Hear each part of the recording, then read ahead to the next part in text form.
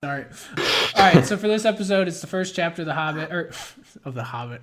Come on, we're way past that.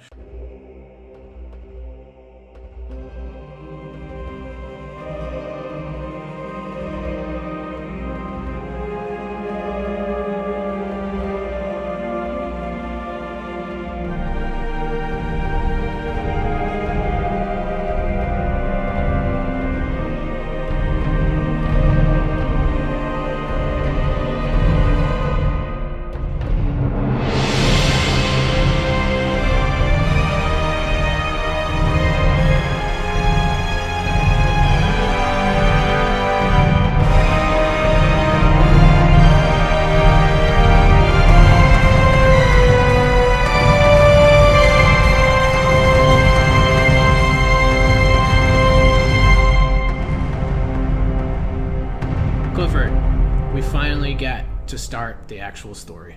How you been? Been good, Patrick. How about yourself? Pretty good. Anything new happened since the last one? Can't say all that much. All right, cool. Then we could just start. All right, so for this episode, it's the first chapter of The Hobbit, of The Hobbit.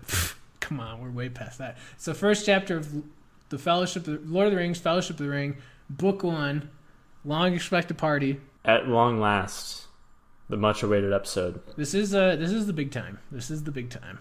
Mm-hmm. Though I think we did a good job with the foreword and the prologue. Yes. Okay. But anyways, here we go. Today we'll talk about just hobbits in general, because now instead of just hearing about hobbits and only knowing one hobbit, we actually get to see them and how they interact and stuff for basically a whole chapter. We'll talk about the iconic party scene. We'll talk about Bilbo and Gandalf's parting. And we'll talk about Frodo a little bit afterwards. And then we will dive into a little bit the first drafts of this chapter, because it's very interesting to see. And we have the notes for how much of Lord of the Rings evolved over from 1937 to about 1951, even to like 1954 when it was finally published. But yeah, so. Okay, very interesting. Cool, but before all that, we get back to Cliff's notes. Bring it on. Yes, indeed. Let's do it. So, the peculiar Bilbo Baggins has reached the ripe old age of 111, while his adopted nephew Frodo is turning 33, which happens to be the Hobbit's coming of age. They decide to throw a big party. Although the gossipy and adventure-averse Hobbits have their suspicions and doubts about Bilbo and his intentions, everyone does love a good party. Gandalf shows up with fireworks, dwarves bring gifts for the children. In the midst of his speech at the end of the night, Bilbo slips on his magic ring and disappears, leaving hundreds of hobbits confused and shouting. Meanwhile, he slips back to his hobbit hole, where he runs into Gandalf. After a brief altercation with Gandalf about leaving the ring behind, Bilbo finally sets out. We don't really know where. Frodo returns to receive the magic ring, and has the unsavory task of giving away a few gifts to family members who invade his house in search of rumored hidden treasure from Bilbo's previous adventures. Nice. Well done, Clifford. Well done. Thank you. So, I guess we're going to kind of go a little bit chronological this episode, but hobbits, just in general, we start off at a bar. I think it's the Inn at Bywater. Is that it? Yeah, sounds familiar. That might be the Green Dragon itself, if you watch the movies, but yeah. All right, so just your thoughts on hobbits. What do you think of them? I mean, we talked a bit in the last episode about seeming like kind of rural Englishmen or something like that. They're sitting around at the pub, gossiping with each other. They're a little bit ignorant of the outside world, as we noted before. That said, they're pretty good-natured. They're a bit suspicious of Bilbo, it seems. That comes up again and again. But communal. At this point, too, though, being suspicious of Bilbo, it's like he is 111. Like, the average age was the 100. But not only is he 111, which is super old, he looks like he's 50. Right. So something's weird about him. And supposedly he's got all this treasure that he brought back from his adventures, which we know from reading The Hobbit was a bit of treasure, but not all that much. Yeah. I mean, I couldn't get over how big of gossips they all were. Even the Gamgees, who eventually become, really good people. But, I mean, they're the gardeners for the Baggins. Yeah, every single one of them is a gossip, like hardcore. I mean, it's kind of funny, but it's also like annoying. Right. But yeah, and then and they're very gluttonous. Very gluttonous people. I don't know. I guess those are two negative takeaways from hobbits. Everything else about it's pretty cool, but yeah, I get the sense it's kind of it's like a very humble setup. They're just some casual rural folk, but there's definitely a little bit of tension at play. Like, certainly people have their eyes on Bilbo's inheritance. Yeah, and what you're saying about simple too, it's like, their topic of conversation is the crazy old guy in the neighborhood, or the weather. Yeah, exactly. Pretty it's what you would expect for, like, small town news. Yeah, country. Yeah. Mm-hmm. Well, yeah, I don't know. Do we have more on hobbits besides that? Not particularly. Bilbo's the outlier. We start to learn he's got a sizable family. He's got relations. He's on good terms with them, except for the Sacksville-Bagginses, who just sound like they suck. Yeah, I wrote that. Yeah, Sacksville-Bagginses suck. But he's on good terms with his family. That said, he's a bachelor. He's got no kids. Well, he has an heir, though. But he does have an heir because he's adopted Frodo. Frodo was the child of his cousins, basically. Yeah, but what happened to them? They drowned, which was also a topic of gossip in the pub. Yeah. So Frodo will be inheriting his supposed fortune. Everyone's a little bit gossipy about that. And the Sacksville-Bagginses were supposed to. That's why they hate Bilbo. Right. Yeah. Did have it, but then he showed up, back from the Hobbit, because they were about to get it that day. But yeah. Right. Exactly. Mm-hmm. Yeah, but Bilbo, I don't know. So Gandalf shows up. So Bilbo's planning a party, and like the party sounds interesting. Like that is the talk of everybody for like the preceding weeks leading up to it, because and everything's happening at Bag End. Mm-hmm. Point being, he's a bit weird, but he's certainly part of the community around him. Yeah.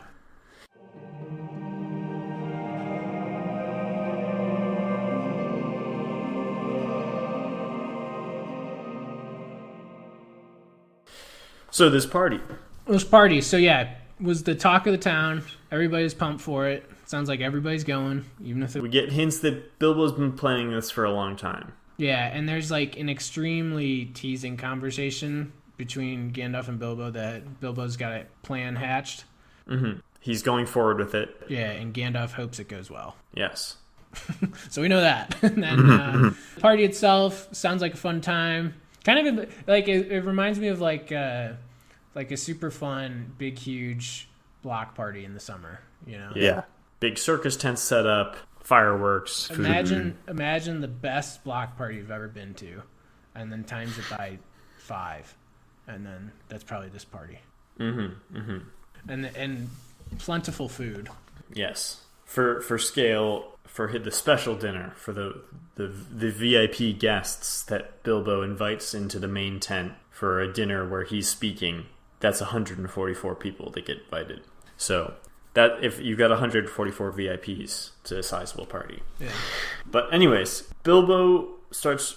Go ahead. Well, I was gonna say my favorite part was the fireworks, the excerpt of that. I almost think it's worth the read. You want to take it? The fireworks were by Gandalf. They were not only brought by him, but designed and made by him. And the special effects, set pieces, and flights of rockets were let off by him. But there was also a generous distribution of squibs, crackers, bacca-wrappers, sparklers, torches, dwarf candles, elf fountains, goblin barkers, and thunderclaps.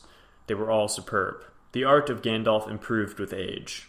There were rockets like a flight of scintillating birds singing with sweet voices. There were green trees with trunks of dark smoke. Their leaves opened like a whole spring unfolding in a moment, and their shining branches dropped glowing flowers upon the astonished hobbits, disappearing with a sweet scent just before they touched their upturned faces. There were fountains of butterflies that flew glittering into the trees.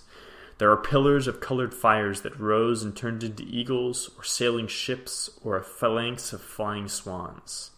There was a red thunderstorm and a shower of yellow rain. There was a forest of silver spears that sprang suddenly into the air with a yell like an embattled army, and came down again into the water with a hiss like 100 hot snakes.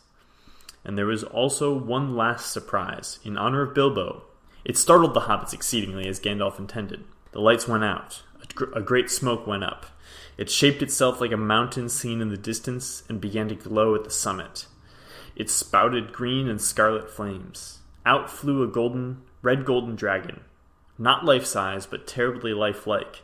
Fire came from his jaws, his eyes glared down. There was a roar, and he whizzed 3 times over the heads of the crowd. They all ducked, and many fell flat on their faces. The dragon passed like an express train, turned a somersault, and burst over Bywater with a deafening explosion. Sounds like quite the fireworks show. That is, yeah. And, like, Tolkien's descriptions throughout that, I mean, it's like, how do you come up with those thoughts of, like, fireworks? I'm not saying how, but it's just like, yeah, you're just the best at this. Like, this is what you do best. Like, this is why I'm partially you as my favorite author. Thought that was worth the read. Mm-hmm. I'll also say too, I thought the movie did a good job with the dragon part in there. You know, I thought that was fun. Mm-hmm. I mean, this was better. It reminds me both of the movie. They did a good job with the fireworks, but also I think it's in the first couple scenes when Bilbo is smoking his pipe with Gandalf. Yeah, that wasn't technically a scene, but yeah, that scene was. And Bilbo's blowing smoke rings, and then Gandalf blows a ship made out of smoke through Bilbo's smoke ring. It's kind of this setting where it's like kind of believable and then has this fantastical, impossible dimension that gives everything that like magical glow, you know? Yeah, I think that additional scene in the movie, that was a good touch by Peter Jackson, and it fit with it fit pretty well with that description there. Yeah. Mm-hmm. Mm-hmm. The actual party itself, I'd also say the movie did a good job with this speech too. Yeah. I don't think it's word for word, but it's a bit awkward. It sounds like Bilbo's stepping back and forth, and starts out welcoming everyone, and there's cheers, and then his words get a little bit jumbled. How about that one line? Should we go over that? Yeah, sure. I don't know half of you half as well as I should like, and I like less than half of you half as well as you deserve. Do you understand that? Did you work? I did not understand it upon hearing it first time, but I worked it out a little bit, and I think it is actually a compliment of sorts, or an apology for being. Yeah, it's both. Yeah. I think if you translate half into 50%, like, so I don't know. I would just read it. I don't know 50% of you, so half of you, times 0.5, so like half as well as I should like. I guess that is half. There's no other way to say that. But 50% of the people there, he wants to know them twice as much. Mm-hmm. Right? Yeah, or just a figure of speech. He should know them better. Right. And I like less than half of you, so less than 50%. So somewhere between 0% and 50%. So like, so let's just assume like a quarter of the audience. I only like you half as much as you deserve. So it's like, I should like you more. I'm sorry, I don't. Yes. In other words, though, there's a bunch of you who I don't know all that well, and I wish I knew you better. And there's a bunch of you that I don't like you, or I owe you more, pretty much. Or I guess you could also read it. There's a bunch of you that I like less than you deserve. In other words, I don't like you, but you're still a good person. Yeah, and he doesn't. I don't know. He doesn't even say he's sorry. He doesn't. It's just like, right. You deserve more, but I'm not giving it to you. So right. He's reinforcing certainly the quirkiness that everyone views him for. Yeah, maybe that is an apology though. Oh well, yeah. So, but the rest of the speech, obviously, I don't know. Nobody wants it to go on, but he does keep it short, and he surprises them all by disappearing, using what?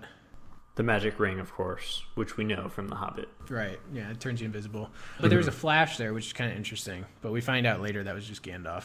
Yeah, and that's kind of he's never seen again in Hobbiton. Besides that, the only thing I think we should cover about the party was that hobbits do the unique thing of giving away gifts on their birthday instead of receiving them. Yes. Which is cool. It's cool. It's a nice tradition. I did like that. Yeah. That also brings up this is the deal. When you do notes for the show, it's like, this is exactly why I read all these books, and this is the kind of what I'm about to say. This is why you should read Letters of J.R.R. Tolkien, because there's goofy stuff like this just mixed in there in just his letters. And admittedly, this is my favorite one of all of it, so I'm kind of like spoiling like what I think's the best thing in there. But so there's this one quote in one of the letters, because he's like, after Lord of the Rings is published, fans are like writing him letters, just asking him questions all about stuff like Gondor, who's the king, or like whatever, And so like they're asking him about like Hobbit customs with birthday presents, and so like sometimes he'll answer just like, if he knows it's a child, he'll answer real nice, like as if he's writing The Hobbit. But then sometimes it'll be like, he can tell it's an adult who's super into this stuff, and so he'll go back to like the prologue academic kind of voice, and he makes it sound as if he's just the the translator or bringing out like the history. It's not like he invented any of this concepts and stuff, which is funny. So he's saying, so this is just a quote from one of the letters they sent to a fan. It's like, and just to think to like get a letter from that guy like answered. It's like, I mean, that would be a family heirloom for me. Right. You know, and it should be for everybody that has one. If you're out there, you keep hold of that. Okay, but anyways, this is the reference to 12-mile cousins. So, in the Shire etiquette, at the date of the party, expectation of receiving was limited to second cousins or nearer kin and to the residents within 12 miles. Even close friends, if unrelated, were not expected to give, though they might. So that's in reference to giving out presents on your birthday. So you had to give them out to your cousins within the second degree, basically. Right. And they have to live within 12 miles. And so after the 12 miles part, he puts this asterisk, and you got to go like to the footnote at the bottom of the page. So there's a footnote in this letter, which is ridiculous. Yeah. I mean, these are all handwritten, you know. Right. I don't know anybody that makes like a footnote on a handwritten letter. Yeah, of course. All right, but anyways, here's the footnote. Hence the expression, a 12-mile cousin, for a person who stickled for the law and recognized no obligation beyond its precise interpretation. One who would give you no present if the distance from his doorstep to yours was not under 12 miles, according to his own measurement. So the 12-mile cousin is the one who's not going to share you or give you a present if you live 12.1 miles away. Yeah, and they're the stickler about it. Yeah. Right. Okay. That's pretty funny. That again, it's like that just all adds to the depth of this. I think we actually forgot to talk about it in the prologue. That's what all the names do. They add like depth to this. Like it makes it feel real, you know? I mean, we're already establishing that. But now he even like, he goes so far as like in a footnote to a letter that one fan would get, he's got a description of, you know, like, well, you know, we got 12-mile cousins up here. You know, like he has like insult, like in the know insults, you know, like he's got like this whole universe created down to the T of that. 12-mile cousins, like the everybody knows one, you know, and it's like I don't even know what that would relate to here. It's like somebody that just doesn't tip or gives the exact amount on the tip, you know, so like yeah, which only I don't know. I guess most people don't even tip in the world, so only Americans would know that, you know. But that one's just funny, but it's also an example of the depths he goes to create a real feel of this universe. Which again is, you know, it totally passes my, I don't know, real analysis meter. Explain. Other fantasy series, I don't think they go into as much depth as this, and I think that's why I don't really like it. You know, like this one just passes it all. It sounds like, you know, there's so much to it that it does sound like the real history, and I think that's why I like it too. Right. And so far we got his descriptions of like stuff like fireworks, and I think we've read some like landscape ones, and we'll read some more landscape ones. And then, you know, the details here, like those are the two of the things that really make Tolkien awesome, at least for me. But probably everybody would say that, you know. It's like this feels real, as opposed to, I don't know, pick any other fantasy series, and it's like doesn't feel as real, you know. It just seems like it just doesn't do it for me. Right.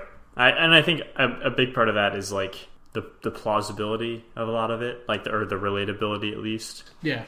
He's always, even with this magical stuff, he's always weaving in these elements of familiarity, like even for these quasi-magical creatures that we have no familiarity with, their in-laws are kind of wacky, and you know, their neighbors gossip about them, and their cousins are concerned about their will, that type of thing. Yeah, well, I mean, the hobbits are pretty close to like modern stuff, but like everything though, he's the best at, and he's the best in position as like a philologist studying history. He's the best in position to keep the perfect balance of it, you know? Right.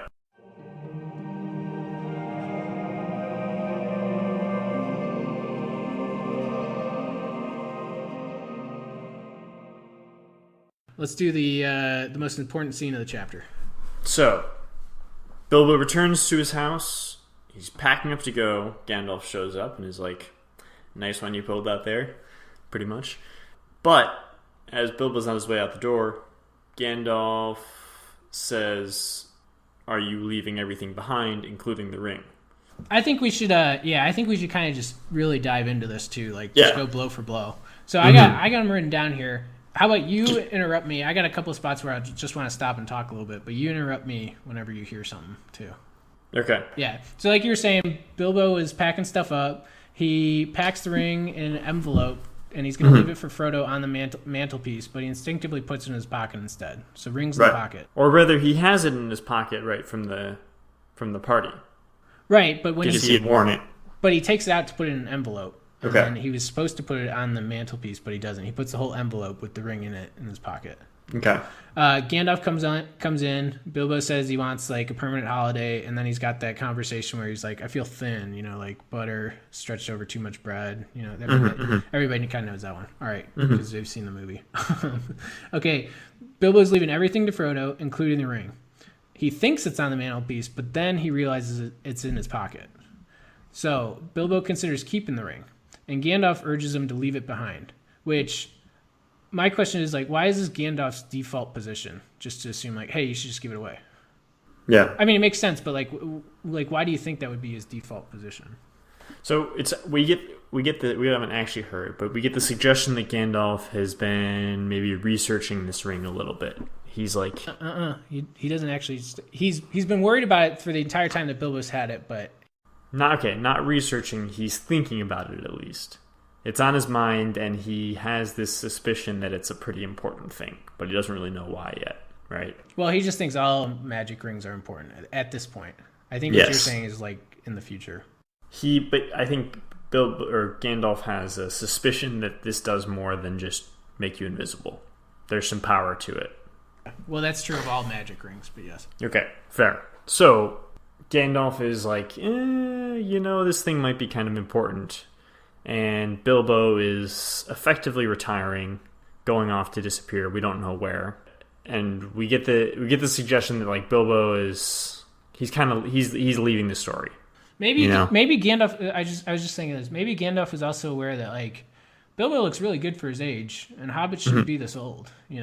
Yeah, it's a not necessarily a healthy thing for Bilbo. Yeah, and so he kind of just instinctively knows that by default.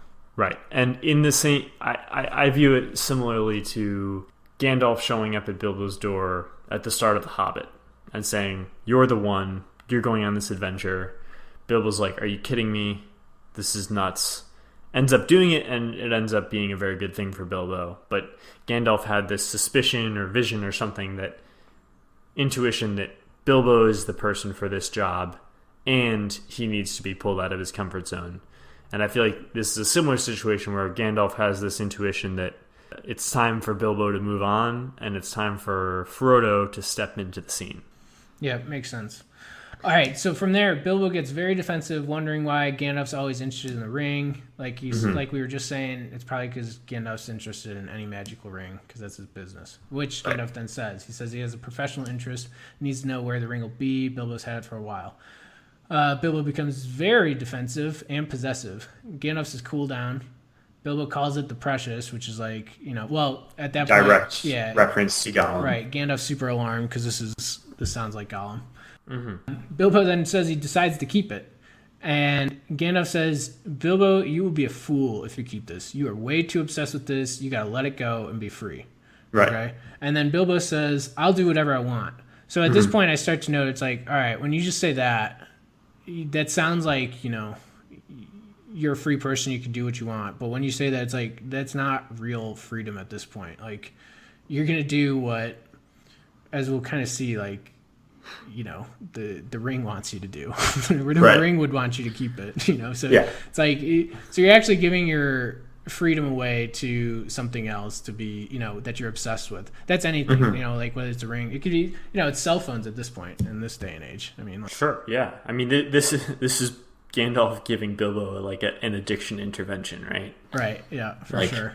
You need to move on, Bilbo. No, I'm not ready for that.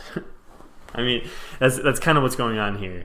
So, in that sense, like regardless of what the ring is doing, I think Gandalf recognizes that whatever positive effects this has on Bilbo, like giving him old age and invisibility when he wants it, it might also be a destructive thing for him. Right. Yeah. So Gandalf says, "Please do as you promised for our friendship's sake," which I thought was like kind of interesting because like you're trying to ask him to do this for you, but well, whatever. We'll just keep going. Bilbo says, "No, you want the ring," and he even puts his hand on his sword. Gandalf then does like that classic, like the menacing fill in the shadow. Shadow fills the room, and he starts like Right. He like is possessed. Not necessarily it's almost possessed, but it's definitely intimidating. right. But He opens a window to another side of himself. Right. Yeah. So once that starts up, then Bilbo starts calming down, but he's like questioning, like, well, why can't I keep it? I mean, I can, right? And Gandalf's like, well, I'm trying to help you here. And Bilbo says sorry, and he even admits it'd be a relief to be rid of it. It feels like something's watching him, wants to protect it, needs it on his person at all times, which again is like, okay, really? You don't have ultimate freedom right now if you're saying stuff like that. If you're saying somebody's watching you and you want to get rid of it, but you also want to protect it, I mean, yeah, like that's a problem. Yeah, and then Gandalf says, well, give it up and I'll look after Frodo to make sure he takes care of it, basically. And so Bilbo kind of agrees that was the point of the party, and Gandalf agrees with that because he's like, yeah, this whole thing was like way too extravagant for my taste, but I could understand it so long as you actually do this. Like, this was the whole point was, yes, get rid of this ring. Everything else too, but like especially this ring. Like that's why Gandalf was on board with the whole plan. So Bilbo's about to walk out with the ring, but Gandalf reminds him it's in his pocket. Bilbo offers it to Gandalf, but Gandalf says no, put it on the mantle, which is kind of interesting. Gandalf doesn't want to like have it near him. Right, touch it. Which goes well for his insistence that he doesn't want it himself. He wants Bilbo to give it to Frodo. It's, I think, a good thing that he doesn't take it. Yeah, agreed. And then Bilbo hesitates. He accidentally drops the packet, so the envelope with the ring, on the floor. And before he can pick it up, Gandalf picks it up. And so when Gandalf picks it up, Bilbo is about to spaz out with anger, but then that quickly passes. And then he feels relieved and laughs. Right. Relieves and laughs. So, comments on that scene? So certainly this is like the most tension we've seen so far. Most character development, perhaps. Have we seen anything like this in The Hobbit before? Not to my knowledge. I mean, Bilbo, despite all of his challenges and his development as a character, became wise to the world throughout The Hobbit, but remained kind of happy-go-lucky for a lot of the story. Maybe a more hardened than happy-go-lucky, but he's never like this. This suggests that he's like possessed by this ring, or that he's really addicted to it, which is uncharacteristic for the way that he is throughout The Hobbit. So I'd say that's a distinct change. And then in terms of Gandalf pressuring him, it's not unlike the start of The Hobbit, where, as we were just saying, Gandalf seems to have some intuition that Bilbo is the right man for the job and pushes Bilbo to go against his will. This certainly feels like a sharper confrontation between them, though. I think it was clear from The Hobbit, and like in that little conversation too, he had said like, well, magical rings are part of my professional job as like a wizard. I'm supposed to worry about big things like that. And it's fine that you've had it. But then like he was very alarmed when he calls it the precious, and it sounds like Gollum. And so, now he's like super alarmed, which is interesting because Gandalf's like, whoa, I haven't noticed that, even though I've known you've had this for 60 years. I mean, it's like, that's a big deal. Like, because maybe he didn't think that, maybe he just thought like Gollum was just a weirdo, which he is like permanently, but he's like, whoa, now that's coming on Bilbo. Uh-oh. Now it's definitely like, well, now you definitely got to get rid of this. But it's interesting that Gandalf, I mean, he knew the ring was powerful, like it was a ring of power, but he didn't know like how powerful or whatnot. And so now it's like he's alarmed by that, and it's, as we see, basically leaves abruptly at the end of the chapter. And it's not explicitly stated, but it's because he wants to find out more about this ring, basically. Right. And then was he too controlling? Yeah, I almost thought that, but the real answer to that is like, well, if Gandalf wasn't there, Bilbo would not have been able to give up the ring. Like, if Gandalf wasn't there, Bilbo would have taken the ring and walked off. And then that wouldn't have been good. So this kind of did. I mean, Gandalf needed that to happen. And he was working, like you said, like he just knows kind of from intuition, like this was like the right thing that needs to happen, and he made it happen. And Bilbo is, and it's also important to note that Bilbo did give it up himself. Like he was the one that took it out of his own hands, dropped it on the floor, and just left. And then acknowledged at the end that it felt like the right thing to do. Yep, and he was happy about it, relieved and laughs. Right. He doesn't appear to have any regrets right now. Yeah. After that, he leaves. The only thing, he leaves, and there's that song, "The Road Goes Ever On." It's kind of famous from yeah. Can you read it? Yeah, might as well. Yeah. Okay. The road goes ever on and on, down from the door which began. Now far ahead the road is gone, and I must follow it if I can, pursuing it with eager feet until it joins some larger way, where many paths and errands meet. And whither then, I cannot say. Where it began, that's a reference to The Hobbit, I guess, because it started at the door when Gandalf and the dwarves knocked, came for the tea party. But yeah, other than that, I don't really have too much to say on it at this point, but I think we'll eventually come back to the song. So, yeah.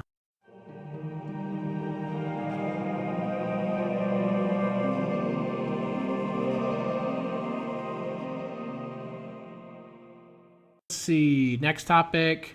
Well, Frodo comes back, and basically he's the master of Bag End. Bilbo left a bunch of gifts for everybody, and Frodo has to distribute them the next day. But I don't know. What do we think of Frodo and Bilbo? Because Frodo didn't really have a good introduction, if you ask me.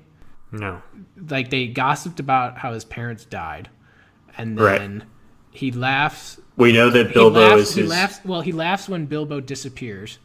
And then he comes back right after Bilbo leaves and starts talking to Gandalf, and he's good buds with Gandalf. Yeah, and we know he says he misses Bilbo very much. He wishes he could follow him out the door. Doesn't want to worry about all this stuff. But there wasn't even a line where they talked to each other. Right. And we heard reference that Bilbo took Frodo under his wing because he's his favorite cousin. And Frodo even wanted to go with him, but Bilbo was basically like, I don't think he's really actually ready. Right. It's all interesting, but it's like, I don't know. It seems a little bit of all important to know, too, and all interesting, but I think it's a missed opportunity that they didn't have a scene talking together. But there might be a reason for that, which would kind of just take us into the last topic, I'd say, for tonight.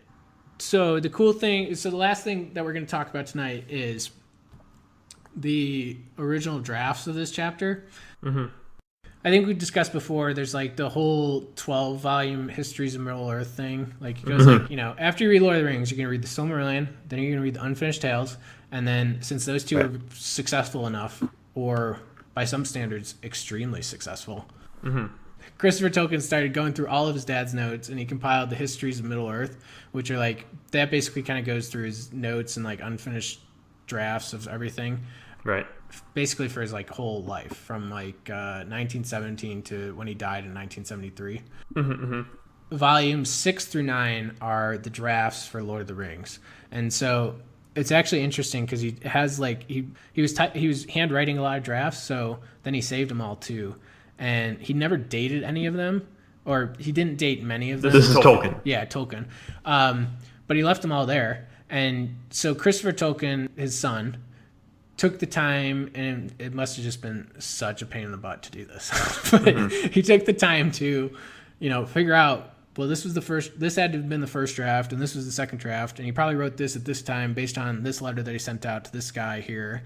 And then we were lucky, this letter has a date, or this draft has a date on it, and so he basically kind of goes back and compiles everything, so we get a good evolution of how Lord of the Rings took shape in the late 30s, throughout all of the 40s, and then to publishing in the early 50s. And so we won't spend every episode, a part of every episode, talking about this, but at some points, if I find it interesting enough, we'll do some parts of it. And so basically, especially for the Fellowship, it's going to be really interesting to see just how long it took Tolkien to actually develop a plot to this story, because he was basically hey, we need the writers were, the publishers were basically hey, we want a sequel, and he's like, yeah, I should do a sequel, that'd be good. I guess it has to be about hobbits, and they're like, yep. And so he goes for it, and so he really doesn't know what he's doing. And so this chapter, he even goes like, he does a couple drafts of this like late 1937, just right away. And so I thought it'd just be fun to like kind of just go through some of the details that were in there for these. Certainly. So this is the very first thing he writes of Lord of the Rings. Yeah, so it's December 1937. Okay. Yeah, so he writes a first draft of the story, and it's very short. It's probably only like 3 or 4 pages, really. Okay. But it's basically just Bilbo's 70th birthday. It goes straight into the party feast. He gives a speech. He says he's going to get married and is leaving after dinner. Then it's really confusingly written, if you ask me. But apparently he did use the ring to disappear, but like he skips like, he has like 2 paragraphs in there where he doesn't clearly state that. Right. Like, oh, okay, but whatever, you got to read it. This is in volume 6 of Histories of Middle-earth. And then, but the story goes on, because he explicitly states in there, he's like, well, this is going to be a story about one of his descendants, because that was the whole problem with starting this was Bilbo at the end of The Hobbit was basically supposed to live happily ever after. So it's like, well, how am I going to do this? This is very hard to get around, so it's like, well, I have to make this story about not Bilbo, it's got to be about one of his descendants. Right. So the gifts giving scene was in here already. And like all those gifts were really ironic and funny. And like that goes all the way back to the original version. And most of them got edited, but like some of them are in the final version. In the second draft, Gandalf comes with, and like all the dwarf wagons and party supplies, like that whole section gets added. And then the cool fireworks scene is added already in the second draft. So it's like, what the excerpt that we read was, there in basically 1937, which is kind of cool. And then he does a third draft, and these are all within like a couple months. Like early 1938 at this point, like January maybe. And this one gets really different, and it's really weird. So it seems like he didn't even finish the second draft, but he just starts writing the third draft, and it's got basically a new story going on. So now instead of the story starting off centered on Bilbo, it's on his son, Bingo. And it's Bingo's 72nd birthday party. All right. So when Bilbo was 71, he had gotten married to a hobbit on the other side of the Shire, and he had his 111th birthday party, and he totally disappeared with his wife. All right. Like right after that. And then Bingo, who's his son, and so this is, so Frodo's original name was supposed to be Bingo. Bingo. Interesting. Bingo never went into. All right, this part I don't even have to tell this part, but this was like a funny detail in there. So they're like, Bingo never went into mourning for his parents because he didn't think them dead. When people would ask where they were, because that was the obvious question that was going to come up, he just winked at them. Like, can you imagine? Like, well, if your parents aren't dead, where are they? You just wink at them. That's pretty funny. Bingo hangs out with a lot of Tooks and Brandy Bucks. We already saw in this one that Frodo hung out with somebody called Merry Brandy Buck. Gaffer Gamgee emerges. He was the one, they're the gardeners for the Bagginses, but then he was also the one at the center of the gossip at the very beginning of the book. And then Bingo then takes over Bilbo's role for the rest of the chapter, which is like, he has his own birthday party, and then he disappears and he leaves labels for everything. And then he just straight up gives Bag End to the Sacksville-Bagginses, which is kind of weird. Yeah. He's got a friend in there named Marmaduke Brandybuck. Marmaduke. Yeah, I know. And then this is the weirdest part of it all. So during that gift giving thing, Bilbo obviously just left, and beat it, and Frodo just managed giving away all the gifts. During that, Bingo is just invisible, hiding in a cupboard, and he just laughs at everything that he's hearing on the other side. Yeah. So then once everybody leaves from all the gift giving stuff, he just has a couple cousins that were in on the plan, and they go off and start on whatever the adventure is going to be of the story. But at that point in writing, Tolkien himself really didn't know what the story was supposed to be. He makes a fourth version still within this period of time, like this couple months, in like late 1937, early 1938. And so now Bingo becomes Bingo Bolger Baggins, and he's now Bilbo's nephew, and Bilbo's no longer going to get married or anything. But the birthday party is now still Bingo's, so Bilbo would have run off like a while ago. Okay. And so the notes, the story is basically still kind of like that third version, where Bingo is basically doing all of Bilbo's stuff, and so he leaves some notes behind about like where this story might be heading. I don't really want to go over the actual notes itself because it might somehow be like a quasi spoiler, even though not really. But the thing to highlight is the ring. It's really not a major focus of the plot at all. It's just like kind of, I mean, looking in hindsight, it's like, wow, it's kind of crazy. And he's going to write a long time before the ring becomes like a major focus of the plot. But conversely, the ring is starting to get like the aspects of what make it the ring, like a really dangerous and powerful thing. Tolkien just, as we go on, because we'll come back to this a couple of times, but it's like I don't think he sees it, that it's like, oh, it takes him a long time to see it. It's like, yeah, this should be the central part of it, This is what the whole book plot should be revolved around. Right. Instead, he's just going to have Bingo set out to try to find Bilbo wherever Bilbo went. And maybe the ring can help him do it. And so he writes, he's just jotting notes down, but he's like, the ring, whence its origin? Necromancer, ? Not very dangerous when used for good purpose, but it exacts its penalty. You must either lose it or yourself. So again, so like that's kind of the example of the ring's power taking shape a little bit there. There was this good quote in one of the letters from February 1938, and this is Tolkien writing to, I think, the publisher. Okay. They say it is the first step that costs the effort. I do not find it so. I am sure I could write unlimited first chapters. I have indeed written many. The Hobbit sequel is still where it was, and I have only the vaguest notions of how to proceed, not ever intending any sequel. I fear I squandered all my favorite motifs and the characters of the original on the original Hobbit. So I actually think, like, if you go over all these drafts, it's like, well, eventually he's going to write basically half the Fellowship, and then he's going to go back and redo it all because it's like, all right, now I got my central plot, to do this. Right. We're not going to go over that part because, I mean, it's like, I've been talking enough here.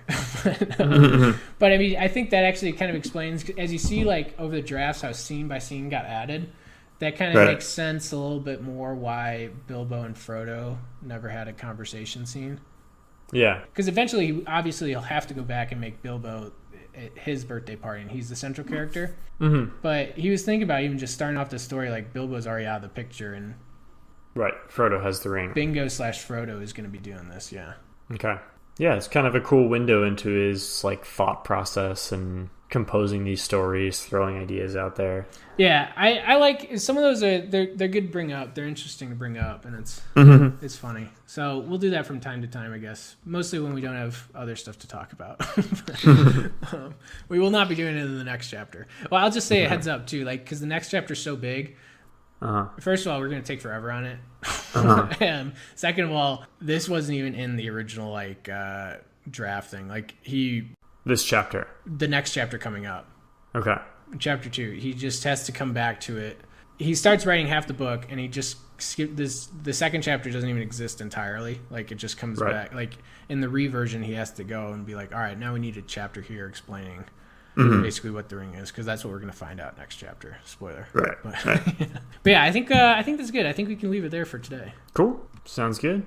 Nice. All right. That was a good job. That was not too long. I'm happy. I know. That was efficient.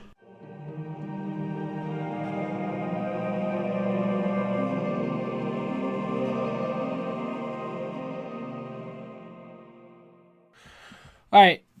End of chapter 1, Clifford. Do you remember that one? Yeah. That was also far back. Morgan just sent me the picture. It looks really good. Sweet. How you been? I've been good. Finally getting settled in San Francisco.